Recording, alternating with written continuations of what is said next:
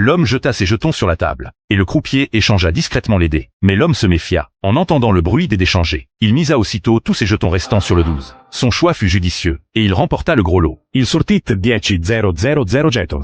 Et les lança nonchalamment au croupier. Le propriétaire du casino, à contre-cœur, envoya ses hommes de main les plus rusés pour récupérer les pertes. Mais l'homme resta parfaitement calme et imperturbable. Il souleva délicatement le coin de sa carte, pensant ainsi protéger sa main. Il ignorait que le casino avait déjà enregistré toutes ses cartes. Après vérification des données, ils découvrirent qu'il avait un as. Et le croupier avait préparé des cartes encore plus fortes. Cependant, l'homme révéla une paire d'as. Il s'avéra qu'il avait remarqué la caméra installée derrière lui depuis longtemps. Cette fois, il remporta un prix encore plus important. Furiex. Le propriétaire envoya son joueur le plus redoutable, Jacques, qui n'avait jamais connu la défaite. Il fit ensuite appel à son propre associé, John. La partie reprit. John utilisa son don particulier, tentant de lire les numéros à travers le gobelet. Mais l'homme lui dit que c'était inutile, car une machine spéciale se trouvait sous les pieds du croupier. Elle lui permettait de modifier les numéros des dés. À ces mots, John activa son pouvoir pour court-circuiter la machine, et il misa la totalité de sa mise de 10 millions de dollars sur le petit. Au moment où le croupier tentait d'actionner la machine pour changer les numéros, il fut violemment électrocuté et s'effondra. À cet instant, Jacques utilisa son pouvoir pour essayer de modifier les numéros du gobelet. Mais John échangea rapidement les dés. Une fois de plus,